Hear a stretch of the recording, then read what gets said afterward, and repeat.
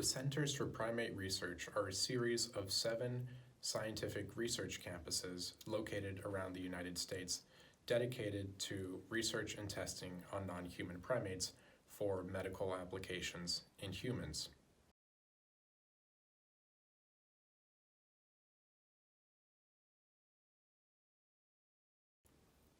The oldest of said facilities is called Yerkes, and it's located on my college campus, Emory University in Atlanta, Georgia.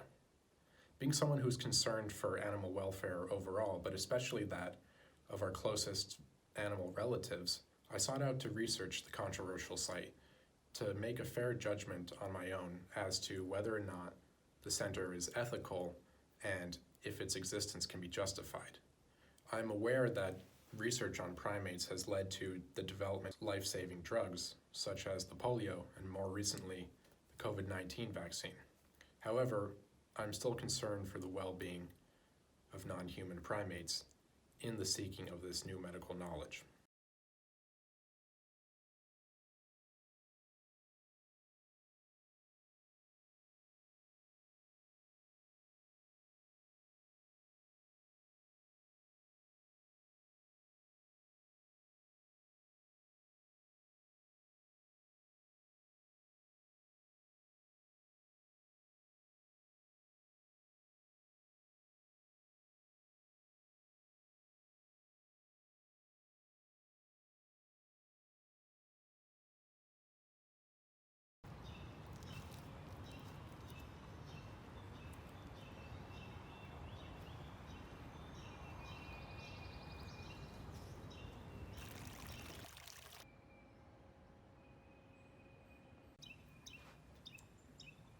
Walking around the grounds surrounding Yerkes, there's a somewhat ironic abundance of wildlife.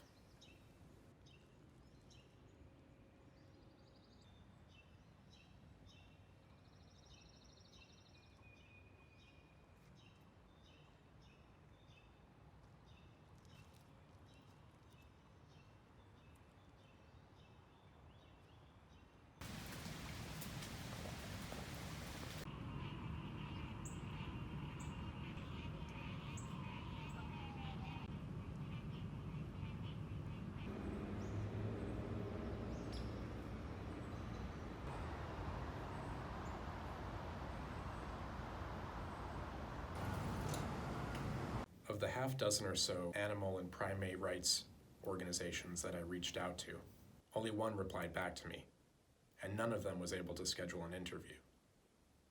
I reached out to representatives of Yerkes, trying to schedule an interview and possible tour of the facilities to get a better insight as to the inner workings of the site. I was left on voicemail several times, but after some trying, I was able to schedule an interview with the director of Yerkes. Yerkes has reason to be camera shy. In 1974, filmmaker and documentarian Frederick Wiseman published his film Primate, an in-depth look at the inner workings of the Yerkes Primate Research Center, containing graphic imagery of testing on chimps, monkeys, apes, and other non-human primates. Yerkes is actually one of the oldest institutes devoted to study of non-human primates. And we're one of 7 national primate research centers that are funded by the National Institutes of Health, the NIH. And our goal is to use primate models to better understand, prevent, and treat human diseases. So our goal is very translational. That is, trying to figure out how to translate basic science into things that impact on human health. Yerkes has a lot of facilities that are very helpful for studying infectious diseases. We have a large colony of non-human primates. We have a lot of facilities that are specialized for use with infectious agents. If you work with things like the SARS coronavirus, you need to study them at what's called a high level of biocontainment, high level of safety, so that you protect each other. And so we have those facilities where it's used now to test the presence of antibodies in people who've been infected. Vaccine development, trying to prevent people from getting infected Obviously, there's been a lot of work in this area, and now we're fortunate to have several vaccines already approved. Work that started over a year ago by two Yerke scientists have been looking at other vaccines closer to humans in the way their brain works, in the way their immune system works, and way, say, their reproductive system works. Even in things like vision. So there's interest in vision in something called the macula. Mice don't have a macula. And so they don't have that precise area of vision that humans do. And so people who are interested in studying that level of vision can't study that in a mouse.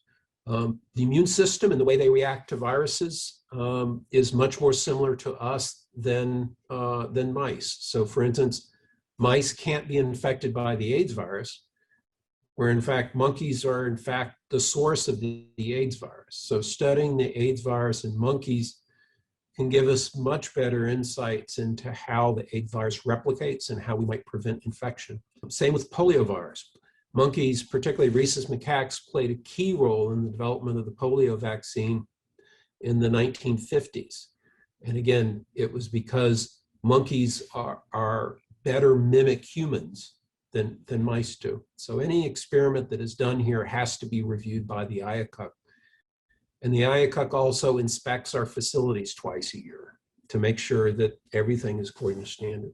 We're subject to unannounced inspections by a division of USDA. Also, voluntarily a member of a group called ALAC. It's a group that inspects facilities and offers suggestions for improvement.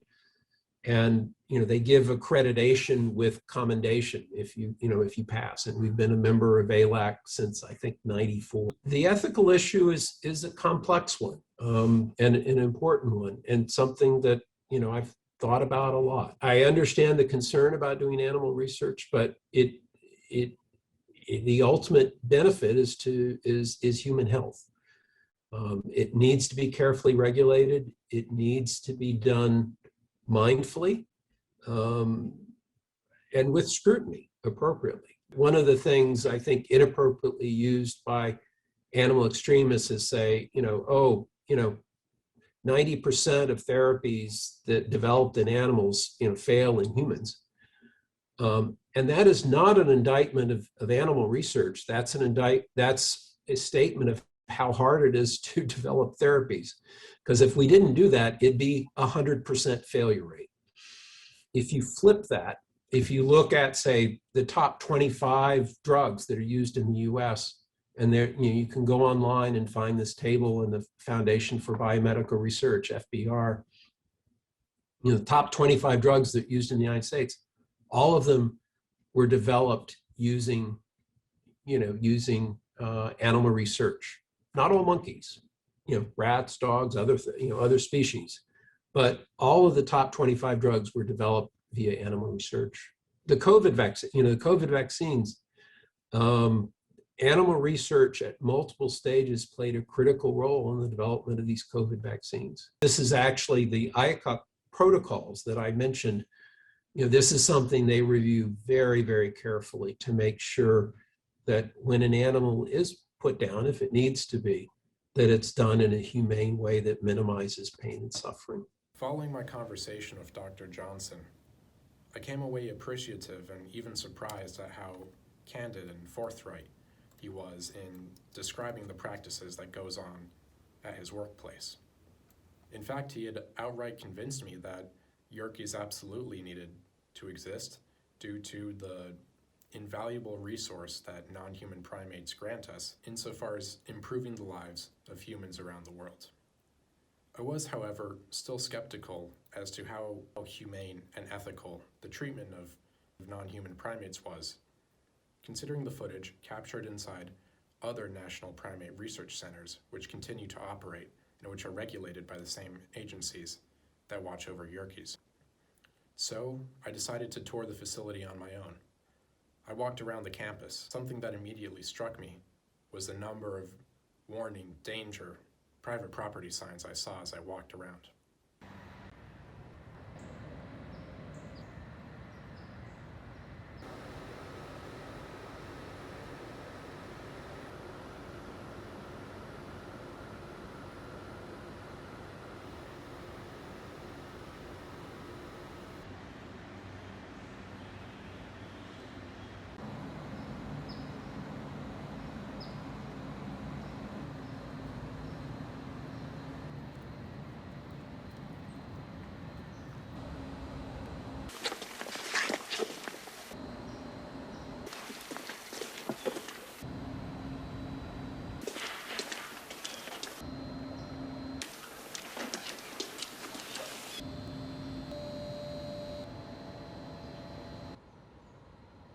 Eventually, I found what I was looking for. The cage containing several rhesus macaque monkeys. I could see a large number of them placed in rather small cages.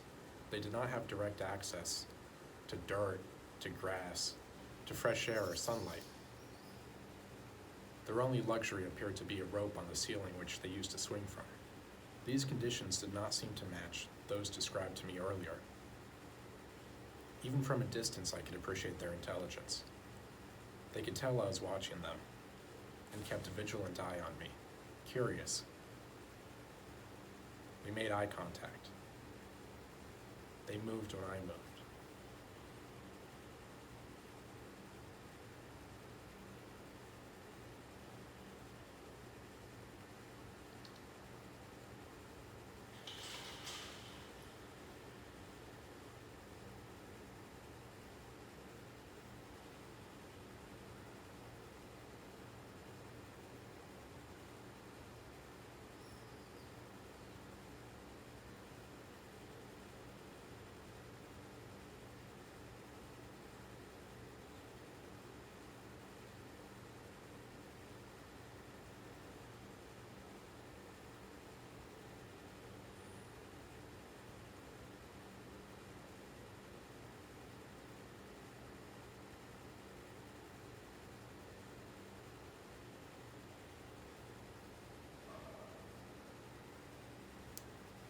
After my encounter with the monkeys of Yerkes, as well as looking over the footage I had described earlier of other national primate centers, I decided to return to the campus, hoping to learn more about the creatures inside the facility.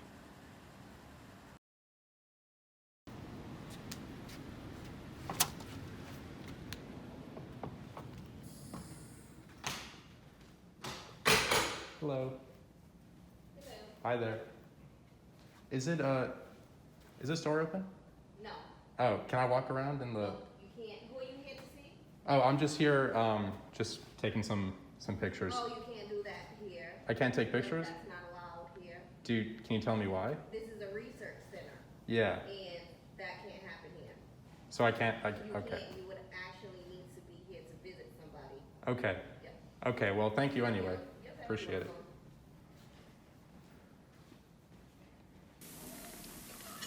No, you can't record that. Oh, not in here either. Not in here, not outside. Even if I'm a student here. Nope, you're not allowed. Oh. That's not allowed here. Okay. Well, thank you anyway. Welcome. Bye bye.